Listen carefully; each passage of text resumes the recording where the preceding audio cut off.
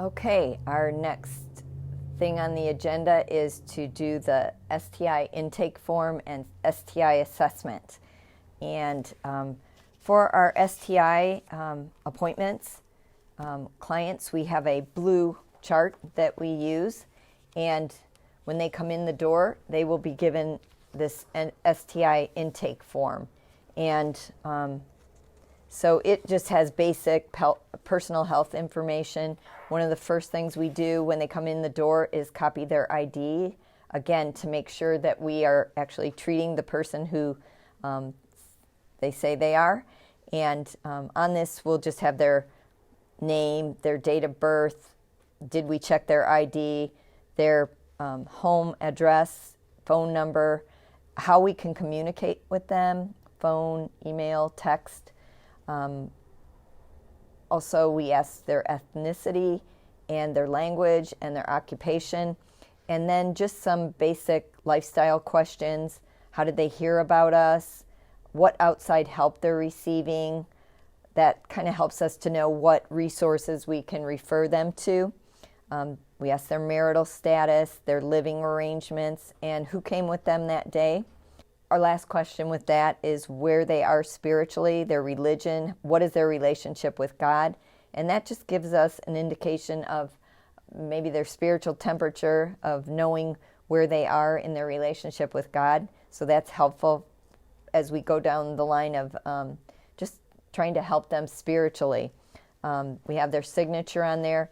The next page is called the Sexual Behavior Inventory, and it just has several just basic questions about their sexual activity, what they've been engaged in. And then just a really important part at the end of this is kind of to determine where their heart is. And the questions are, I regret entering into sexual relationships. I think sex before marriage is okay if both partners agree. I wish I had had sex sooner at a younger age. Or the last question says, I wanted to wait to have sex until I was married. So that gives us an indication of what they're thinking. The final page is the Notice of Privacy Practices Acknowledgement. And when they come in, we give them a laminated sheet with our HIPAA policy on it, and they can read that, and they are able to sign this page after reading that. One thing I have in the chart is called Jesus in the Exam Room, how to have a spiritual discussion with your STI clients. And so that's in there to just help in case you're getting stuck, like how do I even go from talking about STIs to talking about God? And we'll do a little bit more training, or we have done training with that, but this is a helpful sheet in there that will give you some ideas on how to bring up that conversation. The other thing that is attached to the STI intake form is called the LifePlan STI Awareness Questionnaire. And this is basically 10 questions, or most of them are true and false. And it's just basically teaching on the truths, myths of STIs. And it gives us an idea of what our client knows, and it's a really good opportunity to start some conversations and do some teaching with them. I have them fill that out, and the best time to go through this is if they agree to have an HIV test. There's a 15-minute period where we're waiting for test results. So we have 15 minutes to really talk to them about a lot of things, and I found that is a really good time to have spiritual conversations, and also just a lot of teaching time with sexuality. The next page in the chart is the consent for testing and treatment, and that just basically says that they're agreeing to let us do their testing. There is a comment or a statement at the bottom of the page, and it says, I've been offered HIV screening and decline the screening at this time. And that's if they decide not to have the HIV, the health department requires that we have that on our form. So we encourage them to do the HIV test. Again, it's a 15-minute waiting process for that test, and that just opens the door to have more time to have conversations. The next form in the chart will be the assessment form, and this is just, again, a lot of opportunity to see what this patient's lifestyle is, what their thinking is, any wrong things that they've been taught about STIs and just their health risks. So there's just, are they on contraceptives? Do they have any symptoms? Do they know that they've been exposed to somebody? Have they had a previous STI diagnosis? That's important because we want them to know that the more times they have an STI, the more they are prone to have the problems of, say, infertility or just pelvic inflammatory disease. Just there's more risk factors and more problems the more STIs that a person has had. The other thing that it opens them up to is being more susceptible to HIV. So it's really important that they know that the more times they have an STI, the more problems they will have with their health. We ask them if they've had an HPV vaccine. Also, any pregnancies, any miscarriages, any abortions, any ectopic pregnancies. We want to ask them if they've had that. When they come in for an STI test, I will often offer them a pregnancy test at the same time. It's easy to do. They're both right there. And so if there's any doubt in their mind that they might be pregnant, we will do a pregnancy test. Again, we'll ask allergies and current meds, any health problems that they're experiencing. These are other opportunities just to know their lifestyle and their struggles, and just opportunities to speak in both medically and spiritually, the more we know about them and the things that they struggle with. Here, the next portion on this is more related to sexual behavior. So we'll ask how many sexual partners they've had in a lifetime, how many sex partners they've had in the last 6 months, and how long they've been with their most recent partner. And this is a good time to share with them this pamphlet on how at risk are you, especially asking how many partners you've had in your lifetime. And this pamphlet just gives an indication that the more people that you've been with, the more people that you've been exposed to. And I think a lot of the young people who come in don't realize that if they've been with someone, that they are also being exposed to the infections that the people that they've been with. So it's a kind of a shocking thing to look at it and say, if they've been with 10 people, they've been exposed to over 1,000 people. And if they've been exposed to 12 people, then they've been exposed to over 4,000 people. So it's a good teaching tool to kind of make them aware that that even the CDC says the only safe sex is with one person for life. And so that's not even from a Christian perspective. That is from the government. So that's a good opportunity to show them that pamphlet at that time. The next thing we'll ask is the date of the last time they had sex. And that just gives us an indication of how active they are. All those questions do, and just how much of a risk factor they have with their sexual activity. Then we ask have they had sex with male or sex with female?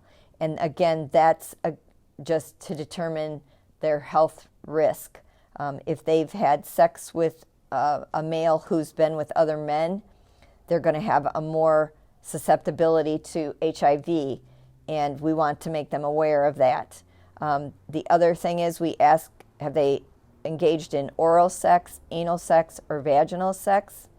And at that point, we're able to teach them that they are exposing themselves to more sexual transmitted infections, and also just the fact that with anal sex that is not healthy, that is not what that is meant for, and that is an area that is dirty and is easily easily torn, and also just more susceptible to infection, and that is not a good practice. So that's a good place to encourage that, and a lot of our STI patients have admitted to engaging in that and not knowing that information. So that's a really important thing that we need to share.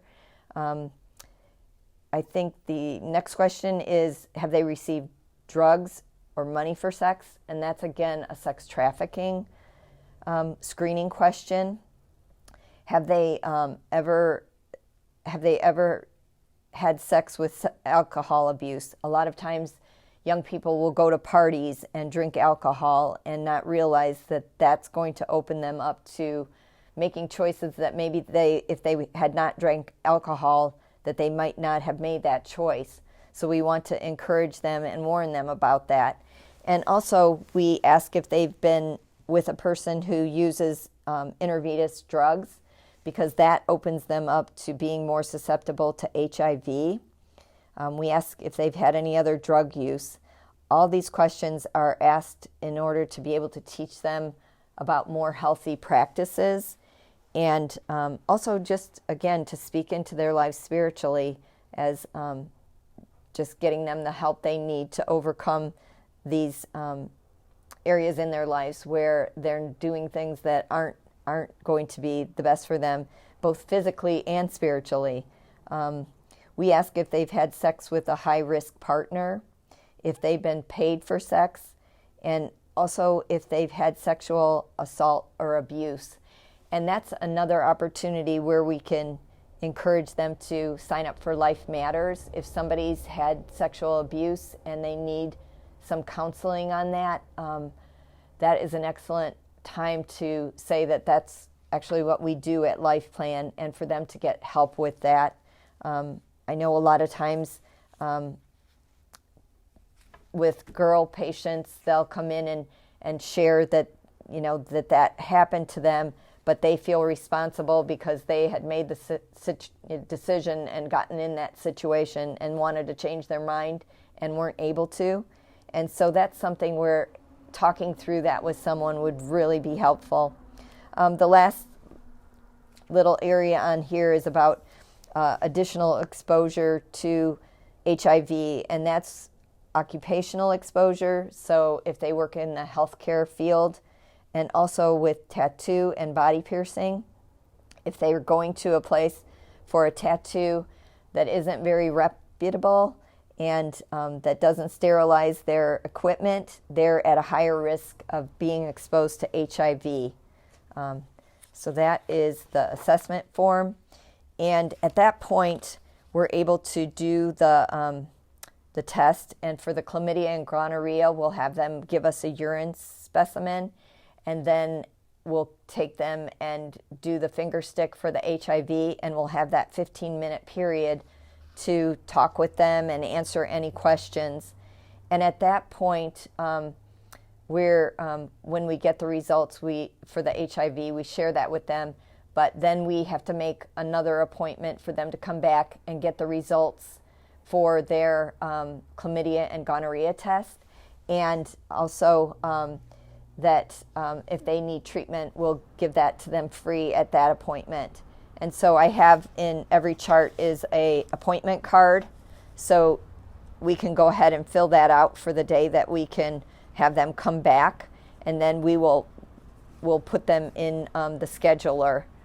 So you'll give them, when they leave that day, you'll give them any pamphlets that you've given them, maybe the how at risk are you, and also if you're able to offer the Life Matters program and offer the sexual health teaching at that time. You can give them those 2 pamphlets, or you can give them at the next appointment, but you'll give them their appointment card.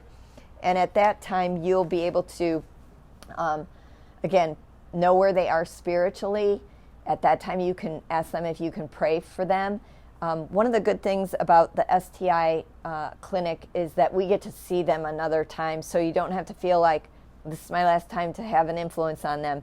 You can be a little more thoughtful about, what do I want to say today, and maybe what do I want to pray for them in the next couple days, so that I can have wisdom when they come back and share what would be most helpful for them.